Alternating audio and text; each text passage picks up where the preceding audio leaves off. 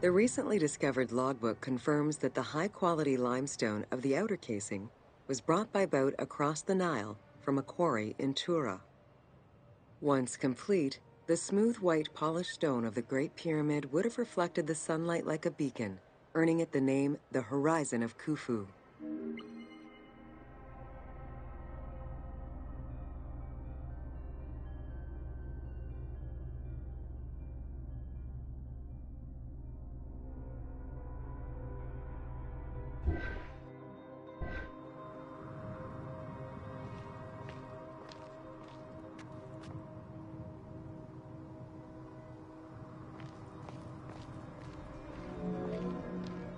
Over the centuries, thieves and travelers attempted to access the Great Pyramid numerous times. Ancient writings describe details of its interior, proof that some made their way within, though who gained entrance first and when is unknown.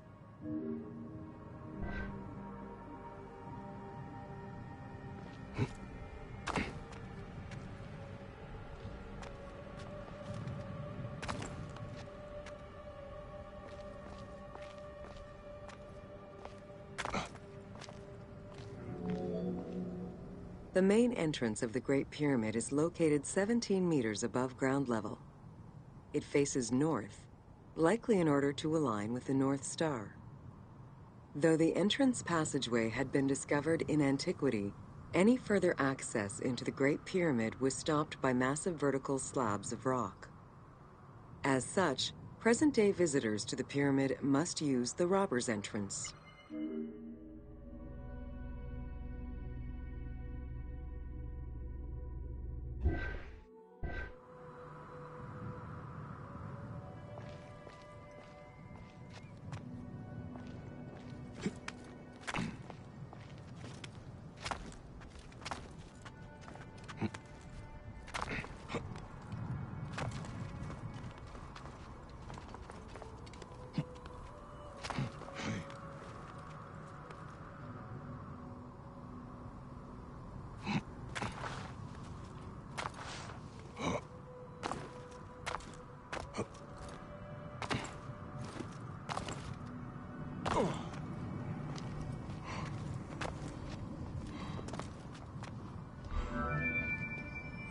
The robber's entrance is reported to have been opened in the 9th century by Caliph al-Mamun.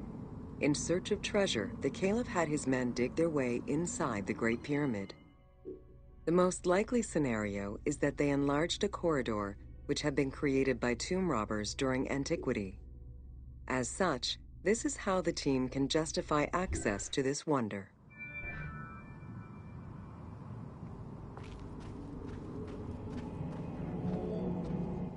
Attempts to gain entry to the Great Pyramid and uncover its potential secrets continued throughout the centuries.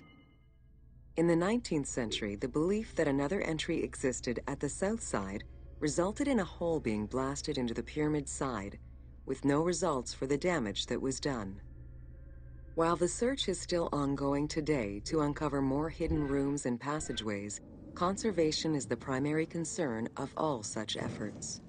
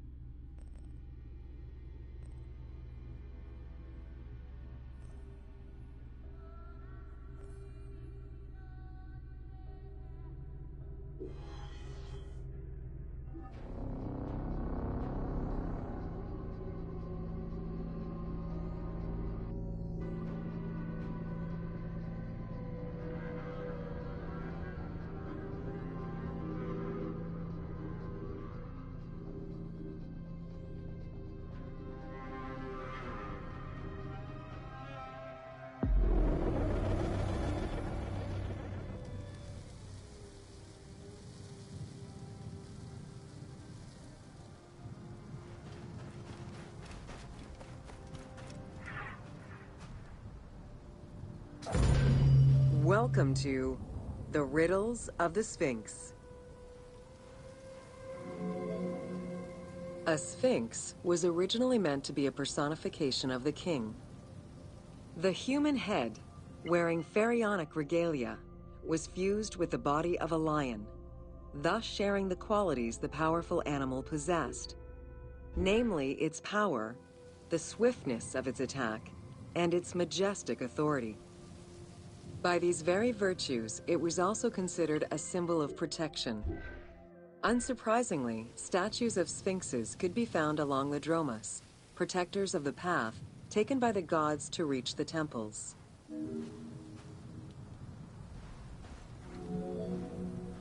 Over the centuries, enthusiasts and historians alike have wondered, who built the Sphinx? For what purpose? And who does it represent? These questions remain unanswered. Several theories do exist, however, some more credible than others.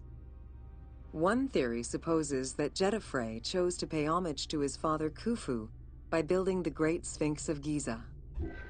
The stone temple on the eastern face of the Sphinx would have been added later on by his brother and successor, Khafre, in order to strengthen the divine worship of their father. It would be the first Egyptian temple oriented with the sun.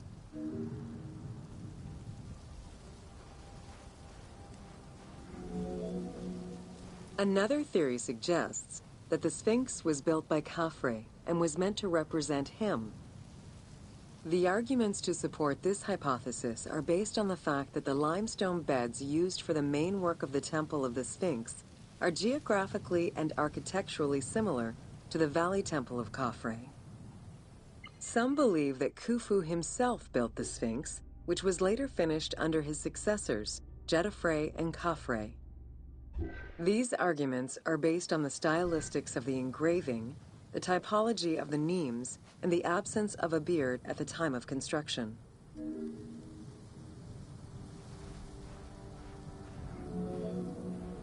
While ancient Egypt as a whole leaves a rather monochrome vision of its monuments and statuary, it is vital to understand that in ancient times, absolutely everything was painted.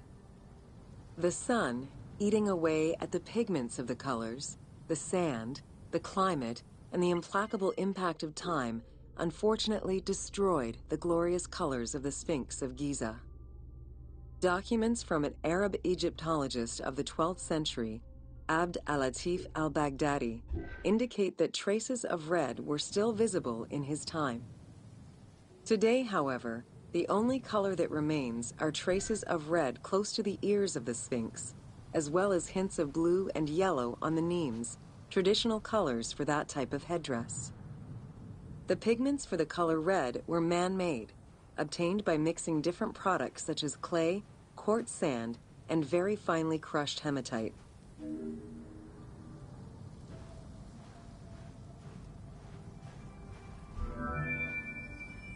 Red had a strong symbolism in ancient Egypt.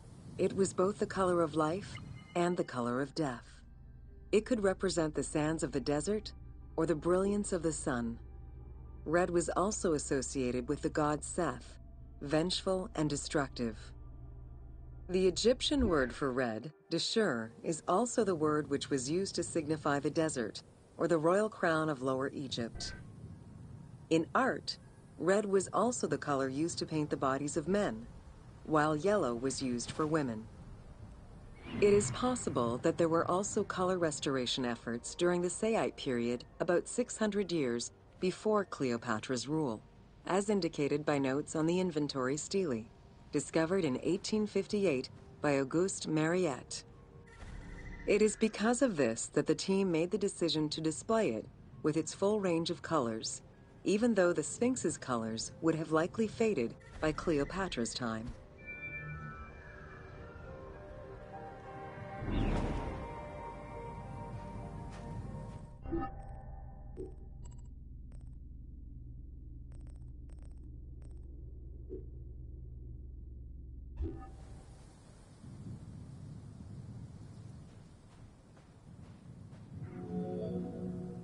Dating from the 4th dynasty, approximately 2600 to 2500 BCE, the Great Sphinx of Giza is the oldest and largest sphinx that we know of. Carved from a natural limestone outcrop, the Sphinx measures 19.8 meters in height, 73.2 meters in length, and 14 meters in width.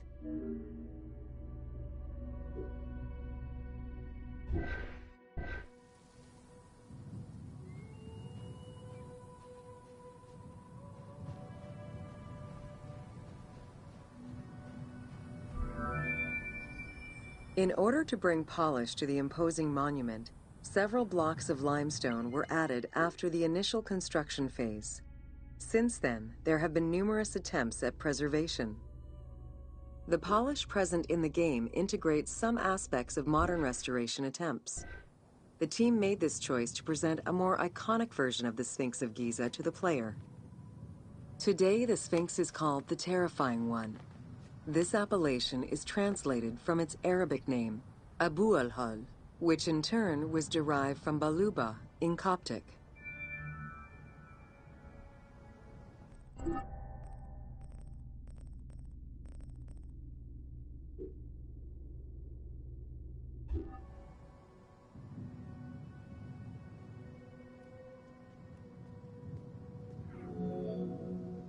The Sphinx as a whole was carved in situ from a natural stone promontory. Its head was built in a limestone peak of the Mukattam Plate, and the body was sculpted in the underlying rock layer where it is located. The degradation of the Sphinx is due in particular to wind erosion and the different quality of limestone used in its construction. The level of sodium contained in the groundwater which abuts the stone is also a contributing factor.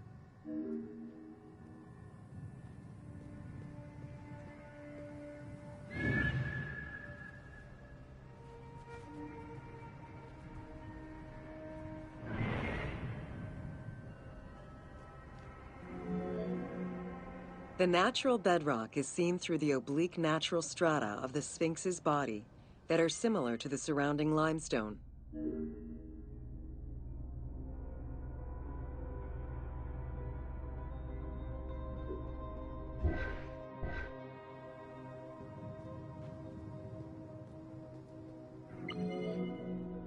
Since antiquity, people have always believed there was a hidden tomb deep within the Sphinx. It is thought that attempts to plunder the Sphinx began as far back as the First Intermediate Period. Since then, numerous attempts to pierce the Sphinx's secrets have been carried out, leaving indelible scars upon the monument.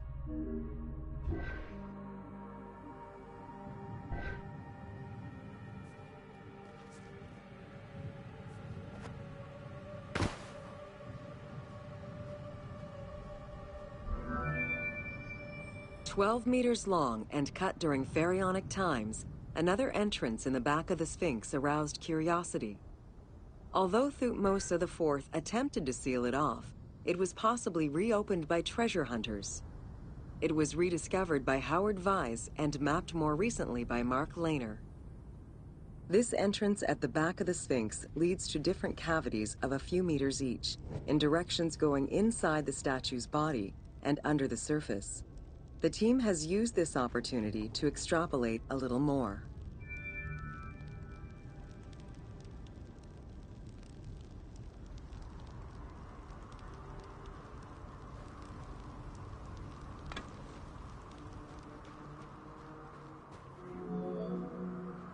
While there have been no major discoveries pertaining to the Sphinx of Giza in recent years, theories and hypotheses continue to emerge. Without validation provided by archaeological sources, however, they remain unsubstantiated.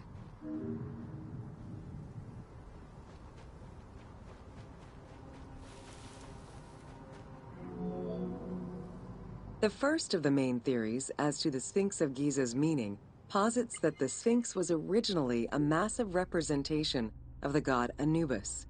Its principal arguments are that the head of the Sphinx is disproportionate compared to the size of its body. The second theory believes that the representation of two sphinxes on the stela of Thutmose IV would indicate that another stone sphinx had existed on the site itself, possibly even in paired symmetry on the other side of the Nile. However, neither of these theories can be verified in any way.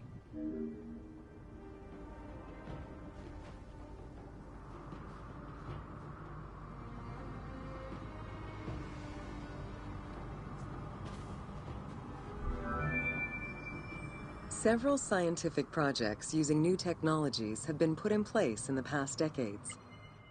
The most important was led by Mark Lehner and his team, who specialize in the study and survey of the Giza Plateau, including the Sphinx site.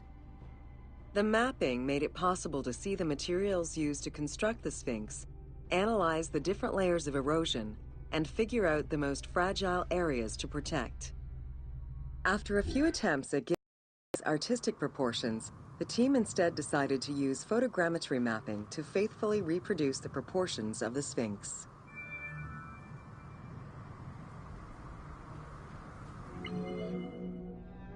What the Sphinx of Giza represented during its construction and how the Sphinx was perceived by the Egyptians of the New Kingdom are two very different matters. Originally a representation of the king imbued with the power of the lion, the Sphinx was eventually viewed as a direct representation of the Most Divine. It is theorized that kings of the New Kingdom believed that the Sphinx of Giza was the one who recognized and legitimized the ruler of Egypt. Thus, despite the fact the Sphinx of Giza was partially buried under the sand during his reign, Amenhotep II knew that the monument was of great importance.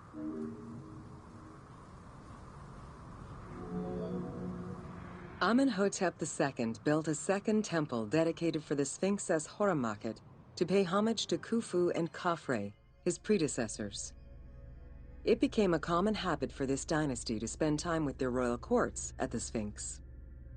Its sanctuary became known as Setepet, the Chosen.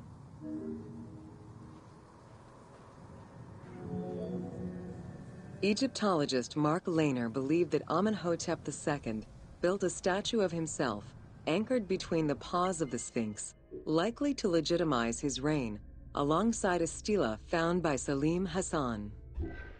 Many other pharaohs of this dynasty, such as Tutankhamun and Ramses II, also left marks of their passage in a similar fashion, sometimes even stripping the stones of nearby temples and pyramids to do so. Amenhotep II's son and successor, Thutmose IV, was a frequent offender.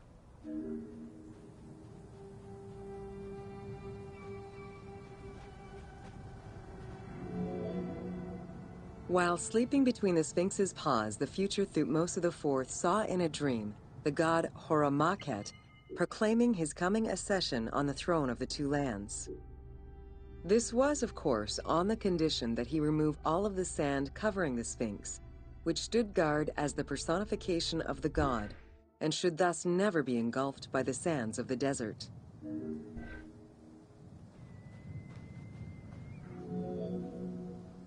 The 15-ton dream stela built by Thutmose IV to commemorate his dream was discovered by an Italian Egyptologist, Giovanni Battista Caviglia, in 1818, when he undertook the task of freeing the Sphinx from the sand, which had yet again covered it. Caviglia was looking for an entrance into the structure of the Sphinx, but instead he discovered an open-air chapel and stelas between the paws.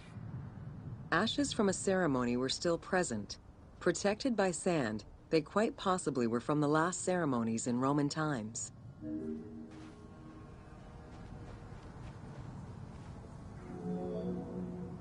That same year, Caviglia discovered fragments of the Sphinx's beard that had probably been added during the New Kingdom.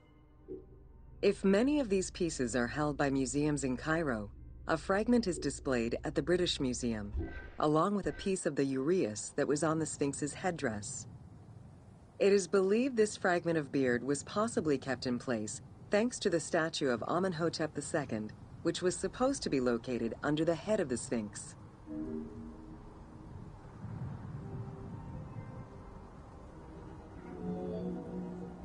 A popular cultural legend purports that the nose of the Sphinx of Giza was lost during the time of Napoleon Bonaparte to the cannon fire of French soldiers in training. However, engravings from before the time of that campaign already depicted the Sphinx without a nose, indicating that it had been removed before the French campaign.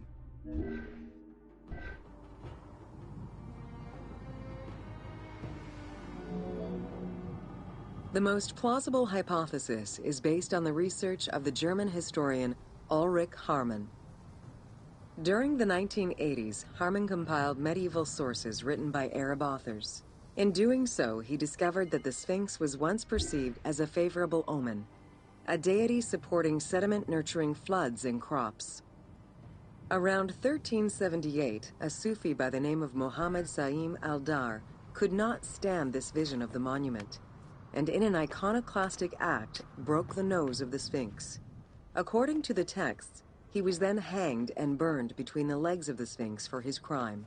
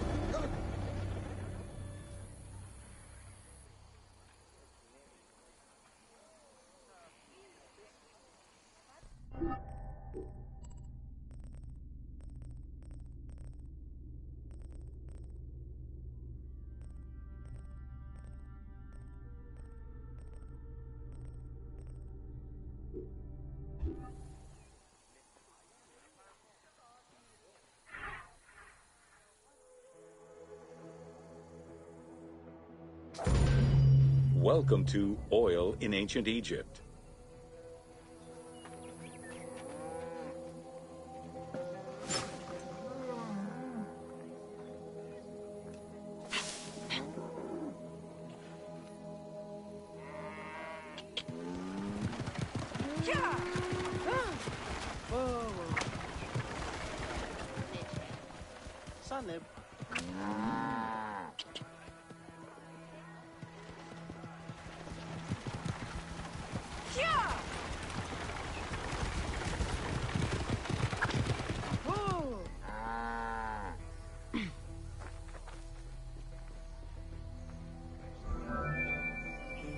Castor, sesame, and moringa were the source of the most common oils in ancient Egypt.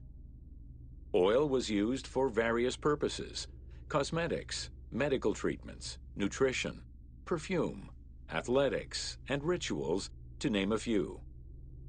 The team decided to use oil as an explosive to add more gameplay opportunities for the player.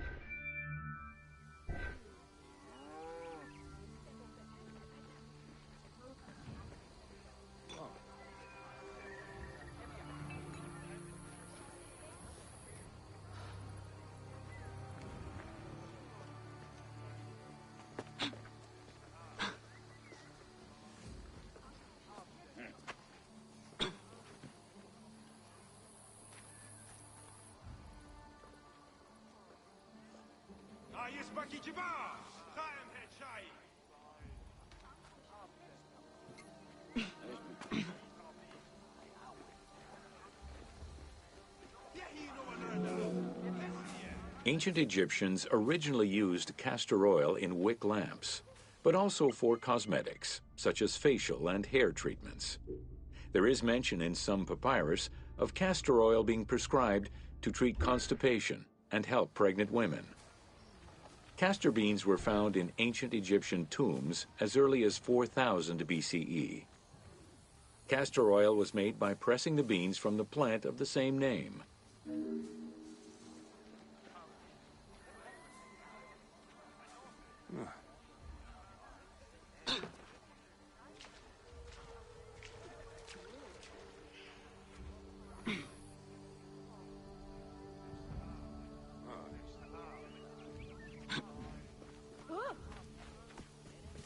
Whoa.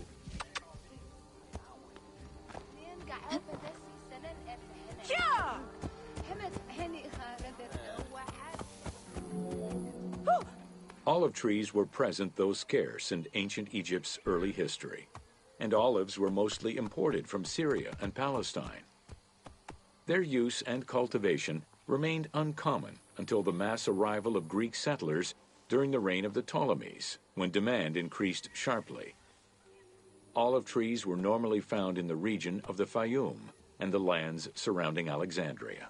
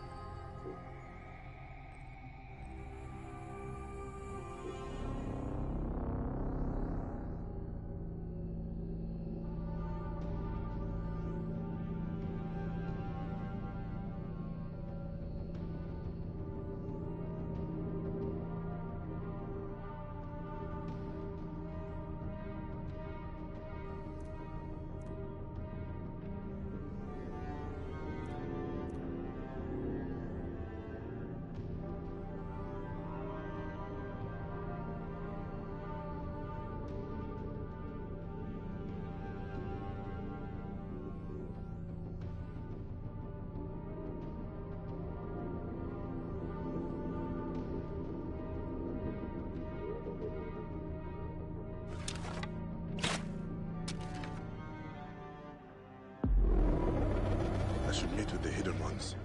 Tell them the good news.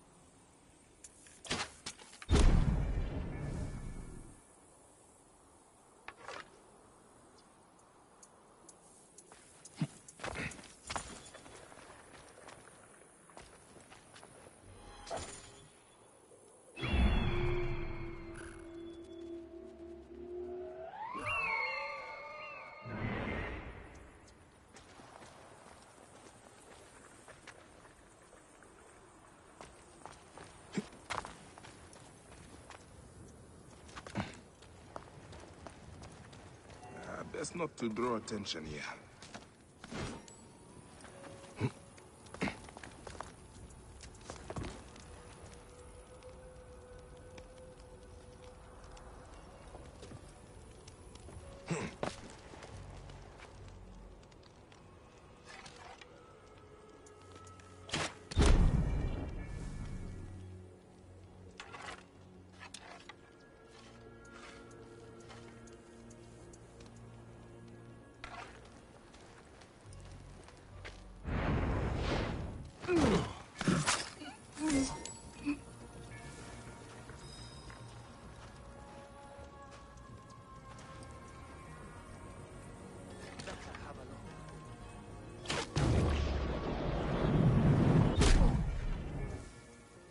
Who shot that? Hey, hold on.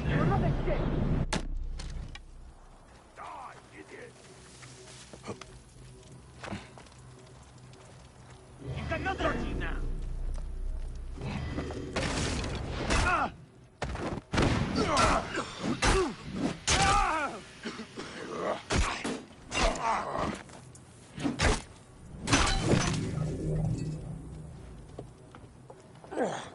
What a foul order. This must be the bog. He hid nearby.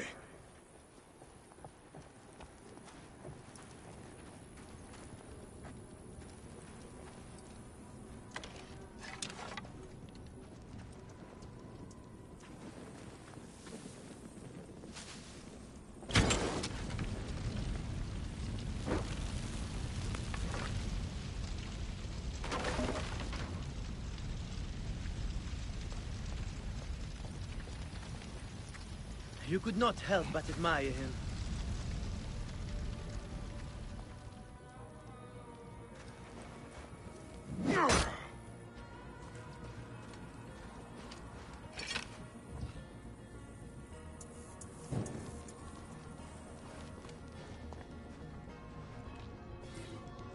Ah, of course. Simut was here and left a scroll. The flooded quarry. I will soon have visited all of Sinai. Bones of the ancient creatures. I have heard of such things, but did not believe the tales.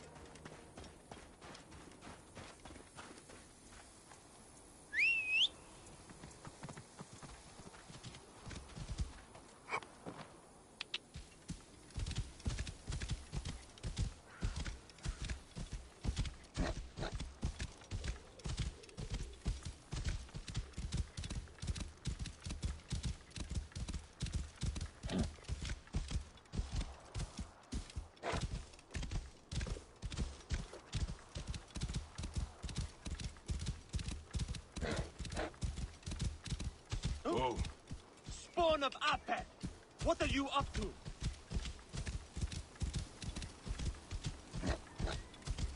Whoa.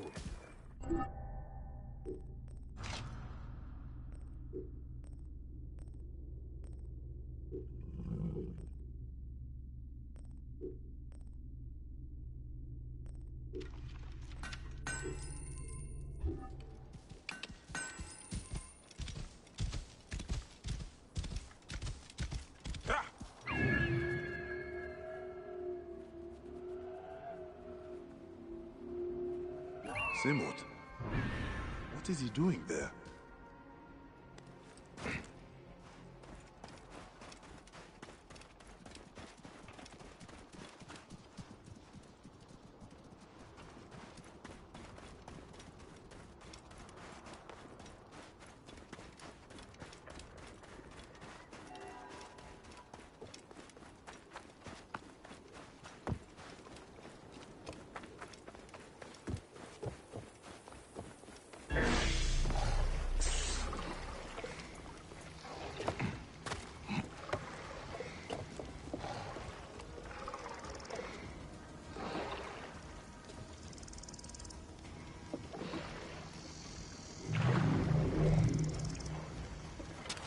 Escaped again.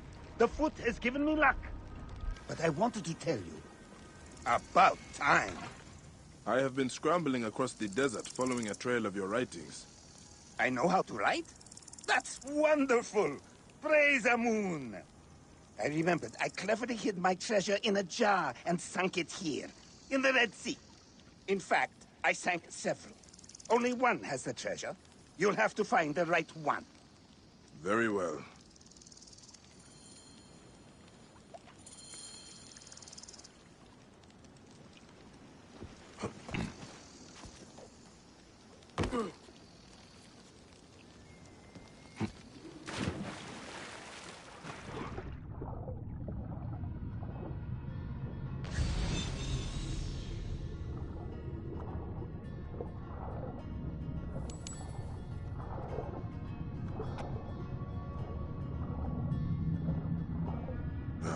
Empty.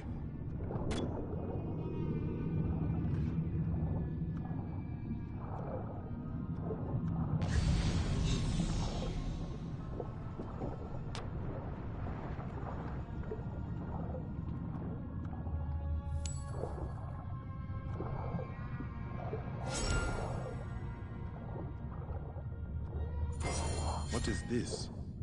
The treasure?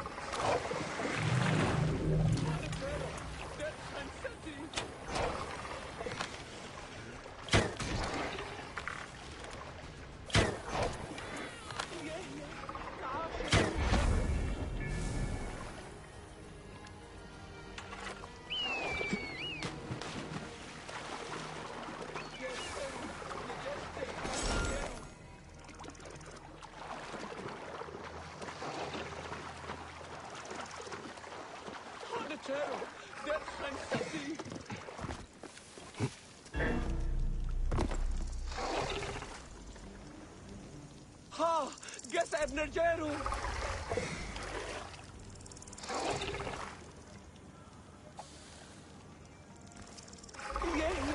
تعاش ميوخمه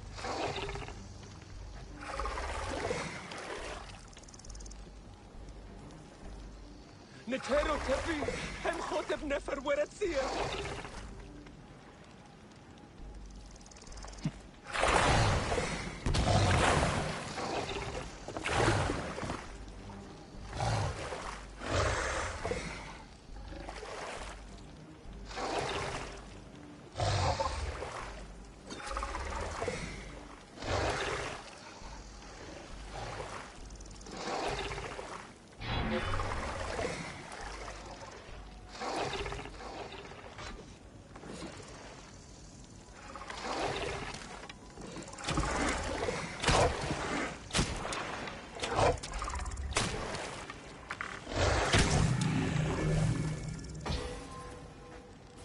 خيريت لغة ياهو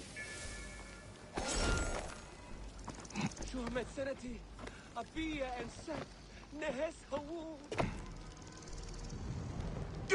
Oh, yeah, shit. Have to repair that.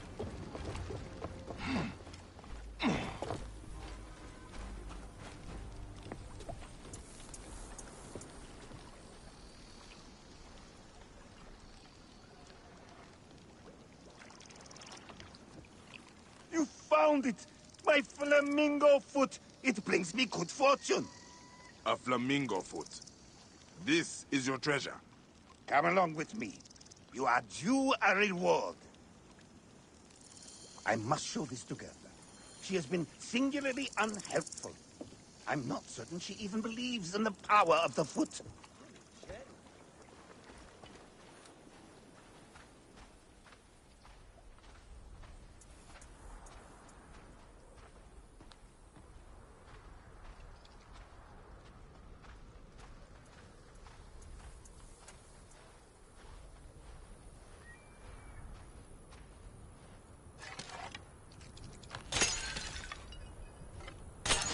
Do you want your reward or not?